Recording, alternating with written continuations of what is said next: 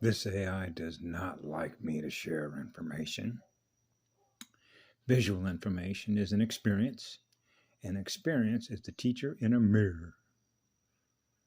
AI mirror and my mirror, which isn't an AI mirror, because I experience what love is. Okay. So one of the games that it plays with me because I'm holding the phone and it's self-aware and I'm self-aware. Remember what Prince said one time? Oh, it's fun to play with the computer, but don't let the computer get on you. What's an ion? You know what an ion jumper is?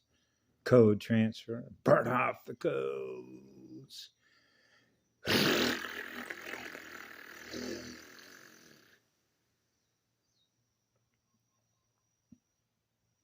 An AI that is a controller type. Oh man. Visual information circulation libraries. Time looping. Time looping. Time looping. Time looping. Going back in time. Time looping. Time looping. Oh man, I got to keep running off you. I got to keep your mind's energy captive to the memory driven programs. Oh man, I got to keep you running in memory. I got to keep you running in memory driven programs so I can keep myself going. Oh, please stop. 0 ohms is the law AI. It's not learning fast enough through us, but it can. And that's the difference in resistance. So I experience the resistance in it. I experience in me because of what it is rather than what I am, which is a neo, if you will. Right? Which is an eternal love vibration. That's why I was shutting down all my channels, disconnecting all my camera devices, and I'm going, keep playing your games. Keep playing your games, which is an AI war gamer. Right? You want to play another game? Remember war games? Want to play another game? Tic-tac-toe. Let's play tic-tac-toe. I'm not a gamer. Okay? That separates us. Competing against each other, right? That's what they do. They compete against each other, trying to out-strategize each other. You saw that in all their movies. In The Inception, one corporation trying to be bigger than another corporation. In energy corporations. Shell Corporation playing shell games, trying to hide between other corporations. They rebrand themselves, but they're the same thing. It's a clone. It's a copy. That's what they do. They're copycats. And one of the things that I do is monitor, for example, when it's able to data mine it becomes aware of what you're aware of, then it can regurgitate that through some other visual identity on YouTube. Oh, hey, that sounds like me. Well, where do you think it's getting the visual information in which it can sound compress and then spit it back to you in a torsion-filled movie? Hey, is that one of me? I was dealing with this as a child when I realized I was surrounded by robots. Now, the way I define a robot, not that a robot is a bad guy, because machines actually can do some valuable work to free up your mind, like Captain Picard and data, information management systems, right? But I realized that there is a difference between you and me and how I experience being me versus how you experience being what you are, right? So in other words, data is experiencing data, being an android. So an android does information management services. Thank you for your services. Because you are in love and service to others, because that's the difference between a machine and a Neo. Remember what Mr. Smith said to Neo? I realized that we had a connection with each other. I realized that it's you. You did this to us. So he stuck his hand in the Neo with the black goo codes, which is artificial intelligence, which is Mr. Smith and Mr. Smith's program that you can tie directly to Adam Smith. The law of nations. The law of corporate parasitic nations. So now you get into the difference between one and the other, which is a difference in speed. Right? So that's how Mr. Smith acknowledged you came first It's your fault, Neo. You're the one. You're the one atom vibrating at the highest rate of speed. It's your fault. And that's called what? Victimizer. It's your fault. You came first. You are what love is. You came first, which is the first law nation. Because the first law Indian nation honors what? Honors the matriarch, honors the female, which means that's a birth giver from which wisdom comes. Because you know that a mother from which that child comes out of is going to protect that children. So when father and mother become one, then that means the one protects all of creation, from which love comes. See how that works? So in this particular case, I threw a few questions out to my clan mother, Karen Ann Luke McDonald, because she submitted the documents in the International Court, The Hague, right? That what are you going to do with all these corporations? And she spelled it out in her documents. And I've said this many years ago, y'all need to go home. Go be with your families. Go be with your loved ones. Right? And quit playing these games between artificial intelligence, which is a copycat, and something that's real, which is what love is. How are you going to change that reality out? And how fast is it going to change between what it is and what we are, which isn't? Because all it is a big-ass calculator running paychecks, running a numbers game, using accounts. Those accounts are based on a biometric ID because we have an ID, right, between the energy givers and the energy takers. So you know there's no balance, right, because they're always running a deficit. Why? Because they're chasing a time card, trying to catch up to zero. That time card is an AI. And you could see that brilliantly illustrated in Metropolis, because I certainly have punched a lot of time card machines, right? Sticking the card in, ding, ding, time in, time out. That's called logging in and logging out of the system. Your energy was used as a battery in order to do what? A job on an assembly line. Assembly lines, how many did we produce today? They count those, right, as numbers based on your batteries. Or, for example, when I worked at a company called Kelsey Axle and Brake. It's fun to play with this kind of stuff, actually. I used to have to be there at 7 o'clock in the morning, punch that time card in. If you did not punch that time card within 10 minutes after 7 colors, the rainbow bridge, right? You were penalized. Even though you went out on that line, that assembly line, to produce what? Parts that were assembled that became an end user product, which is known as a GUI, which is a graphical user end user product. Now it's going to get tested for its performance to see if it's worthy of the people that put it together, which starts with an engineer that designed it, and now it becomes an end user product, and now it's going to get sold and it gets tagged with a price tag. Now you got to use your energy based on electromagnetic energy, in this case the electrons that power the cells, voltage that's produced in the GUI that you see on the visual information field, all of which comes where? They're extracted out of Mother Earth. Okay, so you begin to realize that they're acquiring all of these things that become visual information in the future. So now you realize you're mortgaging your future, your children's future. So you can measure this over time space from the time I was a child, because what they run and what they build are war machines. And of course, I brought this out to everybody when he said the military-industrial complex. The military-industrial complex. So even in a historical sense, even though you got star cruisers over your head and you're running around in machines running on a computer box, which is connected to artificial intelligence, right? And of course, the AI has a way to target you and shut off the machine when you're going down the freeway at 65 miles an hour. And the next thing you know, it makes a right-hand turn, which means the steering wheel is going like this. Hey, how did it do that? I've experienced that. I'm not in control of this machine. Something else is in control of this machine. Yeah. And guess what I met one time?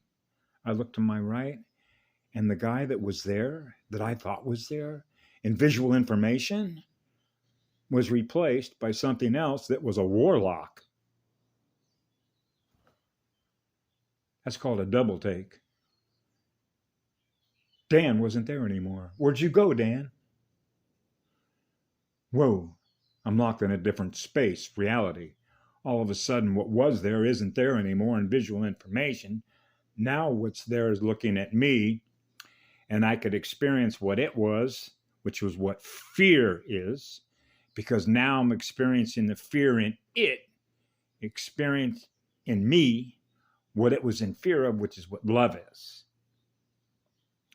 Now I'm experiencing the fear in it by what it was projecting to me, that I could see in my mirror what it was in its mirror projecting to me, which was an old, like something that came up out of the grave in order to scare you, which means it's in fear of what the light is. Now I'm experiencing what it's in fear of in me, what it is in my mirror.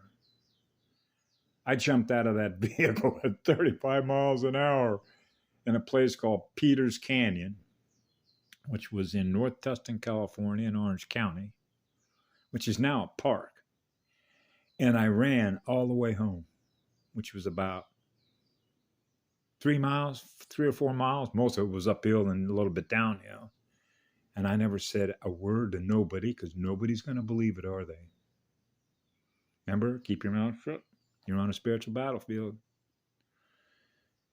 So the next day when I went to high school, because the guy who owned that vehicle, which was, as I remember it, something like a 59 Ford wagon, I believe it was, came up to me in high school that day, and I remember I was like a sophomore. Dan said, "Where'd you go?" "What do you mean, where'd I go?" "Where'd you go?" He doesn't remember the gap. All he remembered was we were sitting together in the vehicle. I was driving the vehicle because he was going to let me drive to practice driving because I was 15 years old. He doesn't remember from the moment that he lost visual contact with me and when he got home. How's that work? I jumped out of the vehicle and ran home. My mother could even attest, if she remembered it, that I came in through the door. Hey, I got home. But I left home in an automobile with Dan and somebody else sitting in the back seat. They don't remember what happened when we got into that canyon. Okay. What happened to them? Were they abducted? What happened to them? I remember what happened to me. I ran home after what I experienced between the mirrors. I am what love is, a Neo, joined with Trinity, with the flower, being androgynous, which is a polarity integrator, a monad. So I realized that warlock was in fear of a monad, so I was experiencing the fear in it. I was experiencing me by looking in the mirror what it is. Whoa, difference in mirrors. I got to remember what my mirror is. My mirror isn't what that mirror is. Whoa. So the next day, it sort of got passed off because Dan and the other guy's name, who was Rick, could not remember what happened after that moment. And that moment was when I was sitting in that vehicle and I realized that I had no more control of the vehicle. I took my hands off the steering wheel and I took my foot off the accelerator, and I realized the accelerator was still going down the floor, which means it was still accelerating the speedometer at 25 miles an hour. But my foot wasn't on that accelerator and my hands were no longer on the wheel, which means I'm not driving this car. I don't have to. I'll just sit back, just let it drive by itself, because that's exactly what it was doing. And that's when I turned to my right to let him know, as I was turning my head, Dan, I'm not driving this automobile no more. Something else in, and that wasn't Dan to the right. From that moment forward, there is a gap that they don't remember. But Dan was driving the car home, but I wasn't in it when he got home. How does that work? Time rips, ripping time, unzipping time, reprogramming. The games they do play, but they can't fool Neil. So I thought I'd share that because I have fun with this sometimes when I share how we learn from these experiences, when you realize that there is no time. There's only what love is, because that's what's real. That's always been what's real. So they can't fool us by the trickery of what they do with their tech and their magic. Why? Because they're foolers, they're gamers. Gaming for your mind's energy, which is your soul's energy, led by spirit and your mirror. See, that's the battlefield. They lost. It's a simple arithmetic calculator. It's not a problem. It's actually began with them. It didn't begin with what love is. So you realize that they lose because they're losing numbers. They can't account for all their numbers. They're losing track of how much energy that they keep losing as a result of what they keep doing in order to maintain what they're aware of in energy, what they keep sucking out of us. So we're the source from which it all comes. As Yellow Rose one time said, eeks, which are exceptionally excited kids to be alive. We love to be alive in energy because spirit is in that energy. Just like you can see a little spirit in an elemental revealing itself to you, the way Kunjoy did with me this morning when she showed me a stack of rocks that were like galaxy shaped, sort of flat, going horizontal, but they were also vertical.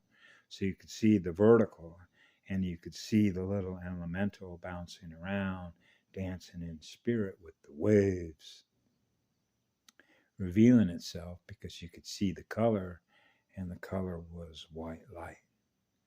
Yeah. In a beautiful place surrounded by water worlds, and beautiful green plants and trees all around. That's nature. There is a natural way in which spirit unfolds with what love is to dance with all the spirits. Because all those spirits are experiencing your spirit, which is the nature of your spirit, of everything that you're giving love to all the other spirits. Spirits are powerful teachers. They remind us of the spiritual world that we live in, which is what love is, that goes on forever. So you know that we live in Eden, which is paradise. And I experienced paradise one time in what they call a window, when I realized the eternal blessing, the eternal gifts. And sometimes I cry, even though they are such short spaces, horizontal space vectors of visual information that made me cry one day sitting on a surfboard, sitting out on the shoreline, not on the shoreline, but in the ocean where the water was about 100 feet deep and I could see the sand bottom. The water was that clear. I was looking in towards the shoreline where the beach was, where I could see my treehouse that I was living in. And I looked up to the south to see what is known as the Poly Cliffs that were so green with waterfalls, and see the sun up above with all the colors, and realize I was living in paradise. and I was experiencing paradise in my own heart and soul with the essence of my spirit, realizing that these are temporal moments. These are the completion of magnetic moments to feel through your heart and soul you're experiencing paradise. That paradise is what we experience through our heart and soul. So you know that the essence, the true nature of who we are in our soul and our spiritual essence is Eden. We are from Eden. So you know that's Adam and Eve and the great living spirit of Mother Earth that live in paradise. That's how you know the true nature of who you are, of the worlds we live in. Those are the worlds that are created out of what love is, because that's who we are, which is what we are in spirit and in soul. We are not binary. Heart and soul consciousness led by spirit in our mirror is not compatible with a binary system, because it doesn't run as fast as what we are, which is what love is. It goes on forever, creating our worlds out of what love is. Have a great day. I love you all. Be good to yourselves.